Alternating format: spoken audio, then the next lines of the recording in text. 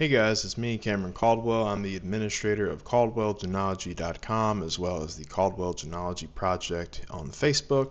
I help run the Caldwell DNA project for the Caldwells of Cataloochee on FamilyTreeDNA.com and try to assist as much as I can in just the normal Caldwell DNA project on FamilyTree.com. My goal is to continue to connect all the Caldwells back together, share history and DNA information, and just keep the thing going, keep connecting Caldwells back together, talk about our ancestors and relatives, try to help each other discover our ancestors and relatives and our family history and connect with each other. So it's a really big project, and I'm doing most of it here by myself. There's a few other people that are interested, but not as much as me, unfortunately, so I'm just doing what I can. That being said, today we're going to be talking about the Caldwell Y-DNA Haplogroup and how all the Caldwells, Howie, Huey, Walker families connect to that strain. We're going to show that the Caldwells were in fact Irish before they were Scottish. The Scottish Caldwells were descendants of the Irish Caldwells who left Ireland and went up there, but the Caldwells were in fact Irish first. They just weren't using the Caldwell surname yet. We are descendants of Celts, and we have some of us have some Viking ancestry as well with some of the Nordic countries. So a lot of big stuff that I'm about to be going over with Castle Caldwell in Ireland, the Caldwell Mansion and Tower in Scotland, the immigration to America, the Caldwell website, and just a lot of stuff. So stay tuned. It's going to be a long one, but I hope you'll be able to make it all the way through it. We'll try to speed run it as much as we can here without skipping out on too much. Whoopsie daisy. So that should be good. So here is the Caldwell Y-DNA Haplogroup. This is the patriarch ancestor of all the Caldwells. It is RS1129. So almost all of the Caldwells and Caldwells and Colwells, as well as the Huey family, Howie family, and Hugh Hay family, all belong to this Y-DNA haplogroup. Now, if you don't know what a Y-DNA haplogroup is, for males you have Y-DNA, for females you have mtDNA. If you take a DNA test, not a autosomal test, which looks at both sides of your family ancestry, but if you take exclusively a Y-DNA test if you're a male, or an mtDNA test if you're a female, you can trace your ancestry roughly all the way back to Adam and Eve, basically, or Y Adam and MT Eve is what we call them, going off of the DNA information. So fascinating stuff. And with that, you can kind of see how your ancestors split off from the rest of mankind, because everyone has some type of haplogroup they belong to, and all these different types of cultures and groups of people belong to certain haplogroups in different points of history. So that's how you can kind of trace it. And I'm going to show here now. So here is, let me zoom out. Here is Y Adam, and this is on FamilyTreeDNA.com. This is using my big Y700 test, which is one of the most expensive advanced Y-DNA tests you can get. Every male on this planet connects to Y Adam. Y Adam is estimated to live around 232,000 BC, down here around Cameroon and like outskirts of Nigeria and Africa. And his descendants, eventually their genome sequence started changing. Now this can occur either due to the mixing of interactions between possibly different people, actual mutations in the genes in the human genome sequence that occurred for whatever other reason, whether it be environmental factors or whatever else. And it starts with A, then it becomes B, then it becomes C. They go around the outskirts and edges of Yemen and up through Oman. Eventually, when you get to Iran, then it becomes G, H, I, and K. So there's several different splits right there around Iran, which is very interesting, between 46,000 BC and 43,000. All those different splits within a 3,000-year period. So had to be a pretty significant event for that to occur, I would think. Then those descendants become K. They make their way down through India. Then it becomes P. P goes up through China and the outskirts of Korea. This landmass would have been connected together back then, that far back in time, between 42,000 BC and 34,000. That landmass is probably connected to each other.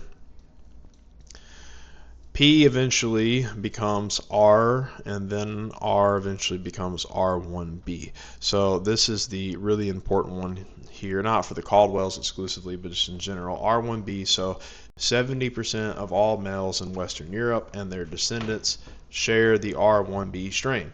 So what this means is there's 561 different royal houses and clans that share this strain: the Celts, the Vikings, the Saxons, the English, the Irish, the Scottish, almost all the U.S. presidents, Tesla, Darwin, the Wright brothers. I mean, all these people are your family, technically. They're your 80th billionth cousin, 50 billion generations removed, something goofy like that, but they are technically all your family. We're all family.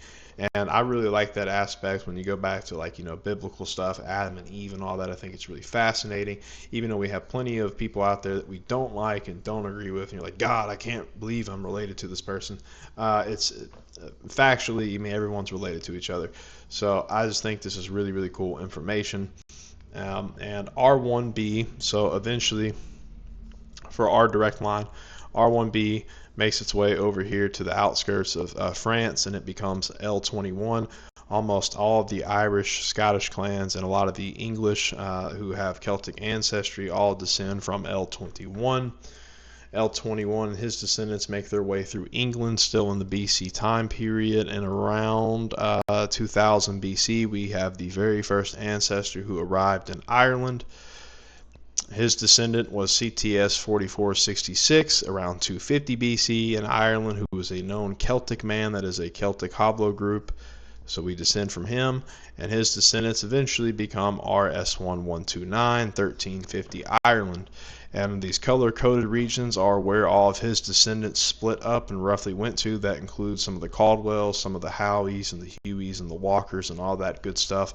And if you play the actual animation of this video, I'm not going to play the whole thing because it's pretty long, but if you play the actual animation of the video, the color-coded regions spread out as time moves, and right around 1500, 1600, it reaches Ayrshire.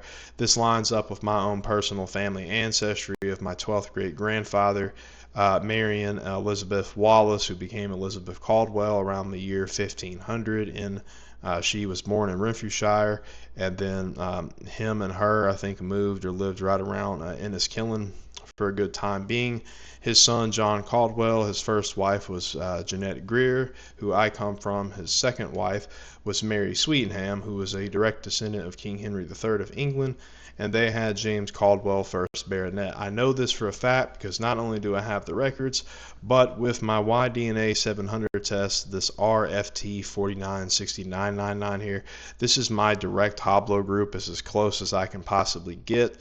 This haplogroup and my DYS markers from my Y-DNA 700 test matches the known markers of the other known descendants of John Caldwell of Cub Creek. He is speculated to be roughly my 8th great-grandfather, and his ancestry connects back to the Castle Caldwell line. So that's my direct line. Cub Creek Church, David Stewart Caldwell in North Carolina, who I also was recently interviewed with Fox 8 News, James Caldwell of Caldwell, New Jersey, Caldwell Castle, Ireland, Caldwell Mansion and Tower, Scotland, is all connected to my family. You can go on Google all day and find photos of Castle Caldwell, Ireland, videos on YouTube. You can find the Caldwell Mansion and Tower in Scotland, and there's a lot of people that'll bitch and say, oh, the Caldwells were Scottish first. No, they were in fact Irish. They were descendants of the Irish. They had been in Ireland for well over 1,000 years, and somewhere along the line, one of these ancestors had some descendants that split up and made their way up towards Ireland, which is why around the year 1350 in Scotland you have William Caldwell, Lord Chancellor of Scotland, and the Caldwell Mansion and Tower up there around the same time that you have RS1129 down here, who is the known patriarch Caldwell ancestor. So that William Caldwell split off from probably an ancestor of S1129, and he made his way up towards Scotland. Now, in terms of when they first started actually using the Caldwell surname, I'm not too sure, but the Caldwells 100% without a doubt were Irish ever before they were Scottish. I just wanted to clear that up, and I have no problem with Scottish at all. I love both of them. I love my Irish, Scottish, Celtic, Viking ancestry. I just really hate when people say that the Caldwells were Scottish first. No, they weren't. The Y-DNA proves it. The historical records out there prove it, so I just wanted to clear that up. My own personal ancestry, I'm not going to zoom in on it too much, but we have John Caldwell of Cub Creek with my 8th. Then we get back to John Caldwell here. Like I said, first married Jeanette Greer, second wife was Mary Sweetenham. That started the Castle Caldwell line. I also have the Caldwell Genealogy Project here on Facebook. We have so much information on this website. Myth, surname, information about the Jacobite and Williamite War, the links to the Caldwell Genealogy Project on Facebook, and the DNA Project and all that good stuff. So definitely check that out if you can. I have all types of photos on my PC of John Caldwell Calhoun and his family, and this isn't everything. This is just a snippet of it. He's also related. James Caldwell, the Revolutionary War hero, known as the Fighting Parson. He is my 7th great granduncle, so I got some photos there of him. That's not everything. Most of my stuff is still on Ancestry on my phone. John Caldwell of Cub Creek, some stuff on there, and this is just some stuff on my PC. Here is a Castle Caldwell, Ireland flyover using some Google Earth data. So there is the remains of Castle Caldwell in Ireland. It's in ruins. It is a forest park by the Ireland government now, and that's what it looks like with drone footage versus these photos online. So yeah, there's that there, and right around the corner you have Balik pottery. The city of Balik pottery, that was founded by John Caldwell Bloomfield, who married into the Caldwell family. He married one of the descendants of the Castle Caldwell baronetcy line. So there is a flyover of Balik pottery in Ireland, and then from Ireland, eventually they made their way over to America with my direct line, and this is using some Google Earth data.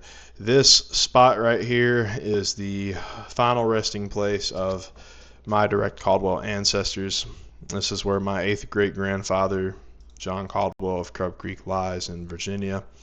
Roughly, I've never been there myself, I've never been to Virginia before, but I would love to check it out one day. I felt like something was crawling on me there for a second. It was weird, but I'd love to go check that out one day. I'd love to go check out Castle Caldwell in Ireland and continue to manage the website and do all of this this work and effort to share history, discover Caldwell ancestors and relatives together, talk about this stuff together, just kind of keep it going so that it doesn't die out. I don't have anyone to pass this legacy on down to at the moment, so I would really appreciate any shares, likes, and comments that I can get from fellow fellow Caldwells, or people that are interested in our family's history.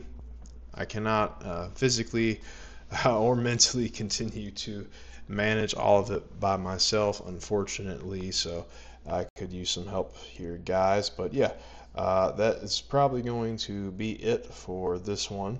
I appreciate you all watching, and have a great rest of your afternoon. Hopefully this is better than my last video on my page, which is just a little all over the place. This one's still not the best. I'm not big on video editing or AI or anything like that, so I'm trying to keep it simple and with that personal touch to it. So I appreciate you watching. Let me know what you think. It's the first time using this new web camera and this little tiny mic, so this little guy packs a punch, though. I have to say, it kind of caught me off guard. It sounds pretty good. I'm not using the big boom mic here, but because it gets funky sometimes on how it acts, because I don't have an amp for it. So let me know what you think, and appreciate y'all watching. Have a good one.